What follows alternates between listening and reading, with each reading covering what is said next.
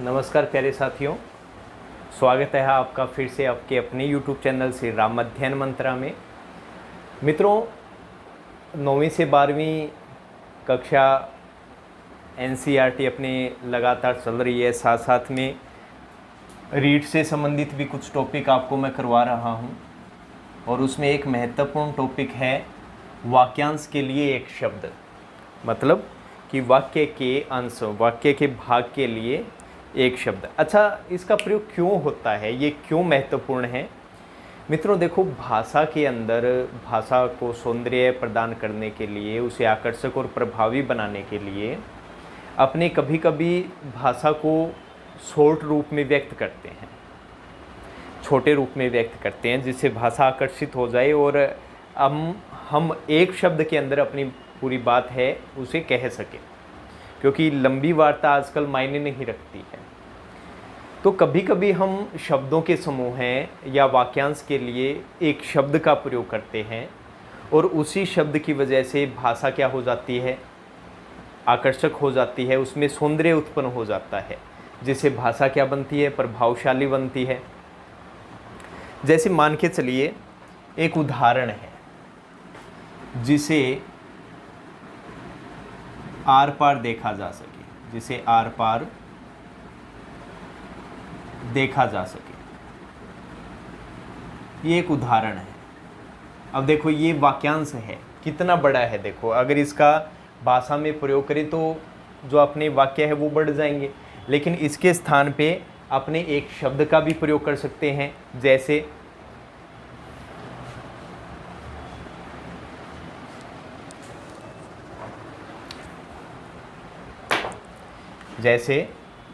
इसके लिए क्या शब्द हो जाएगा? पारदर्शी। यह दीवार कैसी है? अब एक तो अपने ये कहें कि यह दीवार ऐसी है जिसे आर पार देखा जा सके, और एक अपने ये कह दें ये दीवार पारदर्शी है। तो ये शॉर्ट में भी हो गया और बात प्रभावशाली भी हो गई। ठीक है, इसी प्रकार कुछ एक 30 एग्जाम्पल है। प्रत्येक एक वीडियो में लगभग अपने 30 वाक्यांश करेंगे, वाक्यांश के लिए एक शब्द। तो लगभग 5 वीडियो में अपने 150 महत्वपूर्ण जो परीक्षा में आ चुके हैं, जो लगभग पूछे जाते हैं, उनकी अपने चर्चा करते हैं। ठीक है, ये उदाहरण आपको समझ में आया होगा। ये ढो देता हूँ मैं। REET, constable, HM, second grade, first grade आदि सभी प्रतियोगी परीक्षाओं में ये काम की है। जेट आदि जो परीक्षाएं होती है एग्रीकल्चर में। अच्छा, चलते हैं पहले पे। सत्य बोलने वाला। मित्रों, जो सदैव सत्य बोलता है, देखो हरिश्चंद्र तो नहीं कह सकते, हरिश्चंद्र तो अलग अर्थ हो जाएगा, लेकिन जो सत्य सदैव बोलता है उसे क्या कहेंगे? आप जवाब दीजिए। उसे कहेंगे सत्यवादी। क्या कहेंगे? सत्यवादी। सत्य के वाद को मानने वाला, मतलब सत्य ही सब कुछ है उसको मानने वाला सत्यवादी कहलाता है। तो सत्य बोलने वाला क्या हो जाएगा? सत्यवादी। नंबर 2, बिना सोच विचार किया हुआ विश्वास। और ज़्यादातर भारत में यही होता है। कोई भी व्यक्ति है, कोई भी धार्मिक अनुष्ठान है, या कोई भी अपने कार्य कर रहे हैं, ज़्यादातर अपने क्या करते हैं? बिना सोचे समझे विश्वास कर लेते हैं। अब एक व्यक्ति है, दूसरा व्यक्ति आके उसे कहता है कि तुम बहन मिलन ना जाइए, वो बेकार है, ये है बिया है, और अगला क्या कर लेगा? उस पर विश्वास कर लेगा, चाहे वो कितना ही उसका खासम खास हो। एक बंदे ने कह दिया ना, तो बस ठीक है, मान लिया। ये अपनी सबसे घटिया बात है। बिना सोचे समझे कभी विश्वास नहीं करना चाहिए। आंखों देखो उसे, उसकी परीक्षा लो, तब आप कोई भी बात बोलिए। तो बिना सोच विचार किया हुआ विश्वास क्या कहलाता है? अंधविश्वास। और अंधविश्वास ने ही भारतीय लोगों को क्या कर रखा है? जकड़ रखा है। इसी कारण आए दिन ये कुछ एक घटनाएं होती रहती है। नेक्स्ट, अब आपने सुना होगा कोरोना काल में, और कुछ बाबा लोग हैं कि ये बबूती लगा लेना, सही हो जाओगे, 1100 रुपये देना, ये करेंगे, सही हो जाओगे, और विश्वास कर भी लेते हैं, बलि दे देते हैं। कुछ एक दिनों पहले घटना आई थी कि भाई एक बच्चे को बलि दे दिया, और एक विदेश में ये घटना हुई थी कि सैनिटाइज़र पी लो, यीशु ने कहा है तो उससे बहुत लोग मारे गए। तो ये अंधविश्वास वाली बात है। धर्म में निष्ठा रखने वाला क्या कहलाएगा? धर्मनिष्ठ कहलाएगा। इसी से बना लीजिए, क्या हो जाएगा? धर्मनिष्ठ। अच्छा, ये इंपॉर्टेंट कर लेना।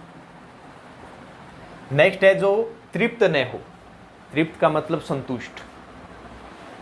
और ज़्यादातर जो बच्चे होते हैं उन्हें कितनी आइसक्रीम खिला लीजिए, संतुष्ट तो नहीं होते। उसके बावजूद कुछ एक ऐसे भी होते हैं, जाओ ब्याह पार्टी मर काजू कतली तो खावे ही खावे, फिर भी संतुष्ट को नहीं हुए कि 5-6 तो गाल ही लिया जेब में। एक याद रखना, घर में मिठाई खूब पड़ी है शादी तब अच्छी नहीं लगेगी, लेकिन जब वो थोड़ी थोड़ी कम हो जाएगी ना तब वो अच्छी लगने लग जाएगी, और फिर मारा कुट्टी थापा मुक्की बाई कहानी। तो जो तृप्त न हो क्या कहलाएगा? जो संतुष्ट न हो वो क्या कहलाएगा? अतृप्त।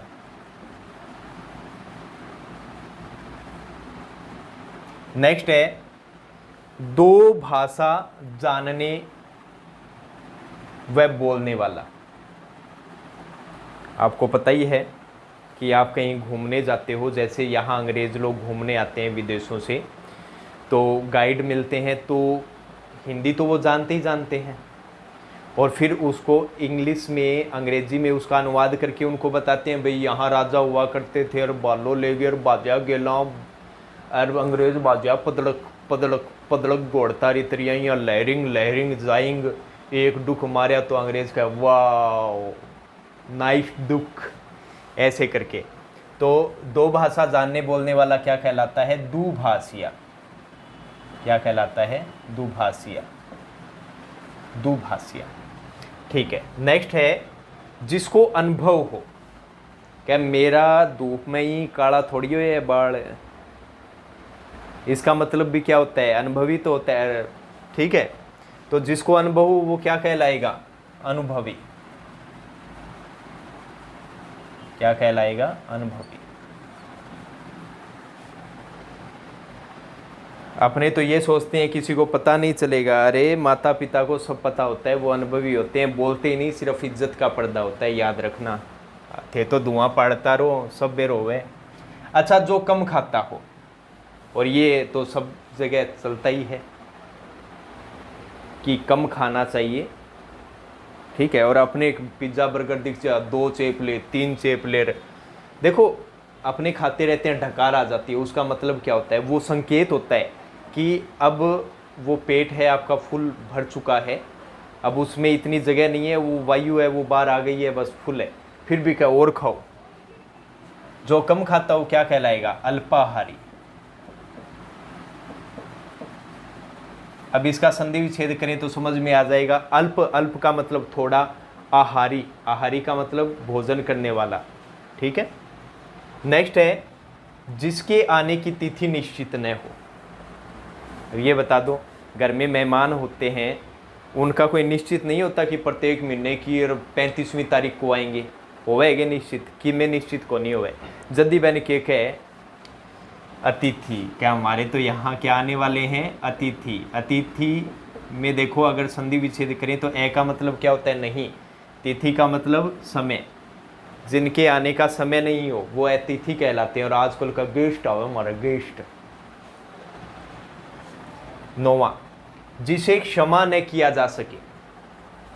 कोई पाप कर दे और अपने उसको क्षमा नहीं कर पाए तो हिंदी में उसे क्या कहते हैं? अक्षम्य। अक्षम्य, जो क्षमा करने योग्य न हो। 10 नंबर, जिसका मूल्य न आंका जा सके। यहाँ मुल्क नहीं होगा, मूल्य हो जाएगा। जिसका मूल्य न आंका जा सके वो क्या कहलाएगा? अमूल्य।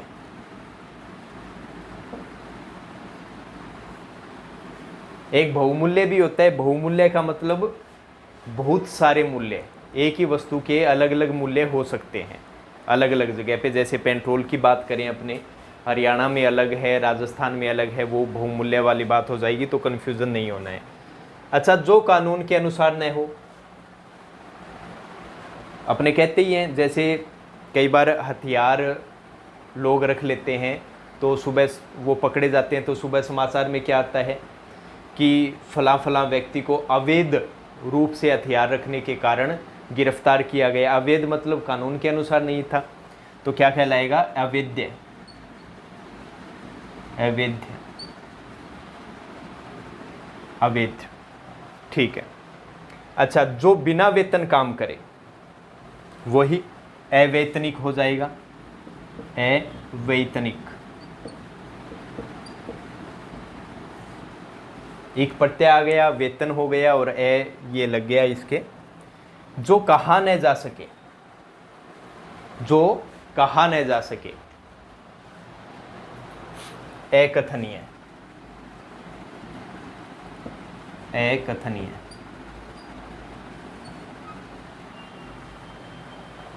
अचानक चाणचक्की डाकण सामी आ जा और फिर जावे कोई पूछे क्यों गयो, क्यों गयो, कौन कही जा की, ठीक है, नहीं, वो अकथनीय होता है।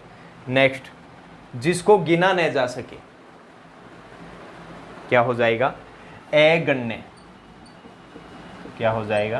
अगण्य, जिसे गिना न जा सके। ये इंपॉर्टेंट कर लेना, इंपॉर्टेंट कर लेना इसको। नेक्स्ट है जो इस लोक का न हो, मोस्ट इंपॉर्टेंट कर लेना इसको। देखो मित्रों, संसार में और हिंदी में दो चीजें चलती है, लौकिक और अलौकिक। देखो, लोक के अंदर एक प्रत्यय लग गया, ठीक है, तो लौकिक बना। अच्छा, लौकिक का अर्थ क्या होता है? इस संसार से संबंधित। और लौकिक के आगे ए उपसर्ग लगा देते हैं अपने, तो ए का मतलब नहीं, लौकिक मतलब संसार। जो इस संसार का नहीं है वो क्या कहलाएगा? अलौकिक। इसलिए अपने ईश्वर को क्या कहते हैं? अलौकिक। कि आज तो मैंने अलौकिक चीज़ देखी जो कभी नहीं देखी गई हो, तो क्या कहलाएगा? जो इस लोक का न हो, अलौकिक। लौकी मत कर देना। अच्छा, नेक्स्ट, जो अत्याचार करता हो। ये तो आपको पता ही है, अंग्रेज़ों ने खूब अत्याचार किया, तो लोगों ने क्या कहा कि अंग्रेज़ तो क्या हैं? अत्याचारी हैं। तो क्या हो जाएगा? जो अत्याचार करता हो वो कहलाएगा अत्याचारी। यहाँ तक आपको समझ में आ गया होगा, जो अत्याचार करता हो क्या कहलाएगा? अत्याचारी।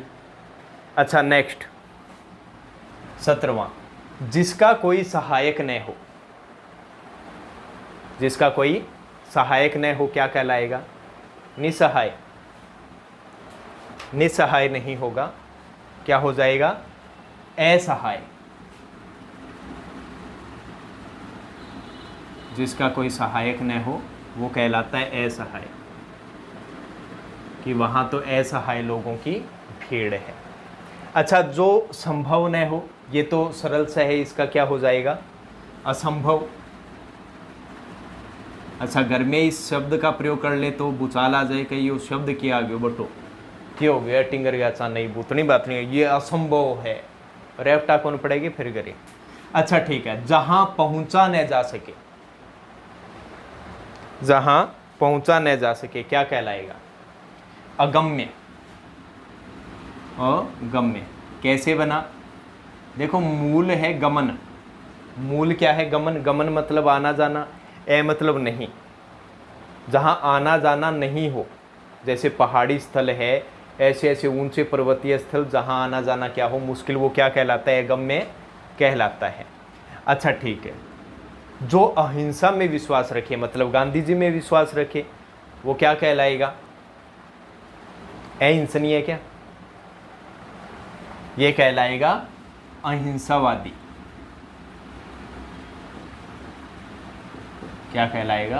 अहिंसावादी। जैसे अपनों ने ये किया सत्य बोलने वाला सत्यवादी, जो अहिंसा में विश्वास रखे वो क्या कहलाएगा? अहिंसावादी, जो अहिंसा के वाद को मानता हो।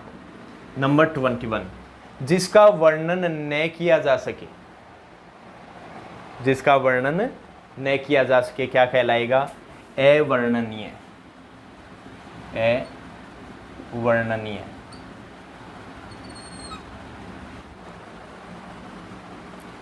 नेक्स्ट है मन में होने वाला ज्ञान।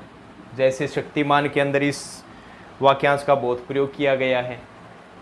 कि शक्तिमान को तो अपना मन का ज्ञान है।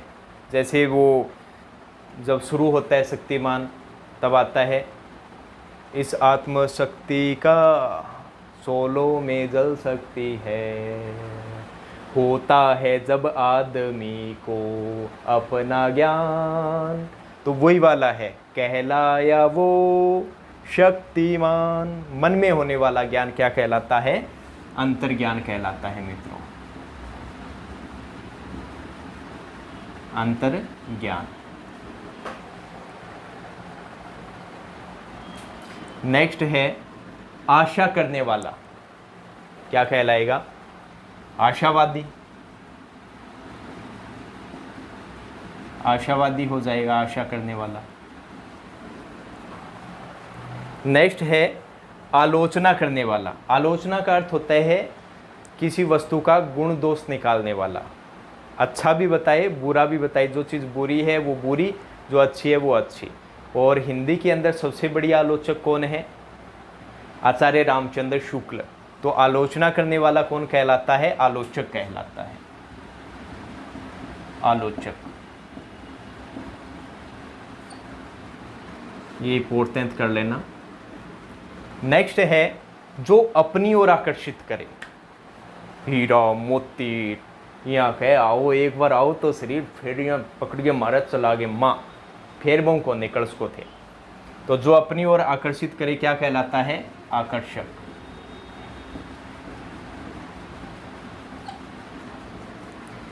फिर है जो अपनी जीवनी लिखे।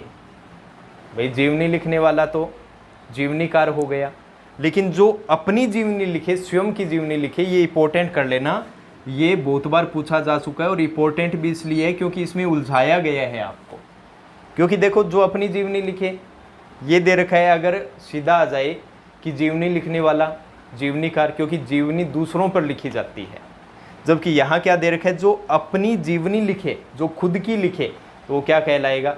वैसे तो होता है कि जो स्वयं की कथा लिखे, लेकिन यहाँ उल्टा दे रखा है तो क्या हो जाएगा? आत्मकथाकार। आत्मकथाकार ये हो जाएगा इसका, ठीक है, इसलिए ये इंपॉर्टेंट है। अब ये सरल से जो नए ज़माने का हो क्या कहलाएगा? प्राचीन या आधुनिक? आधुनिक कहलाएगा। Very good. क्या हो जाएगा इसका? आधुनिक। नेक्स्ट है दूसरे देश से मंगाना। एक्सपोर्ट इंपोर्ट इंग्लिश में आपने सुना होगा कई दफ़ा। क्या है, हिंदी में इन चीज़ों की दिक्कत आती है और ख़ासकर अपने उलझ जाते हैं इन चीज़ों के अंदर कि भाई देश में जो चीज़ मंगाई जाती है उसे आयात कहते हैं, निर्यात, और जो चीज़ देश से भेजी जाती है उसे क्या कहते हैं? निर्यात या आयात। तो देखो, जो दूसरे देश से मंगाई जाती है या दूसरे देश से जो मंगाना होता है वो होता है हमेशा आयात। क्या होता है? आयात। और जो अपने देश से दूसरे देशों में भेजी जाती है उसे कहते हैं निर्यात। 29 नंबर, ईश्वर में विश्वास रखने वाला। ये बड़ा मुद्दा है, तो ये क्या हो जाएगा? आस्तिक। क्या कहलाएगा? आस्तिक। और अंतिम है दूसरों का आभार मानने वाला। कोई दूसरे ने अपने लिए कोई कार्य किया है तो अपने क्या करते हैं? आपका बहुत बहुत आभार साथियों कि आपने हमारे चैनल को सब्सक्राइब किया, तो मैं आपका क्या हुआ? आभारी। बारी मत लिख देना, कभी मोरियो मना दे मार मारिए। क्या कहलाता है? आभारी। तो ये हो गया अपने 30 वाक्यांश के लिए एक शब्द महत्वपूर्ण है मित्रों। और अगले वीडियो में इससे महत्वपूर्ण भी और शब्द आपके लिए खोज के लेकर आऊँगा मैं। तो उम्मीद है आपको अच्छे से समझ में आया होगा। मिलते हैं नेक्स्ट वीडियो में नेक्स्ट पार्ट के साथ। वाक्यांश के लिए एक शब्द। तब तक के लिए श्री राम अध्ययन मंत्र आपसे विदा चाहता है। जय हिंद, जय भारत साथियों।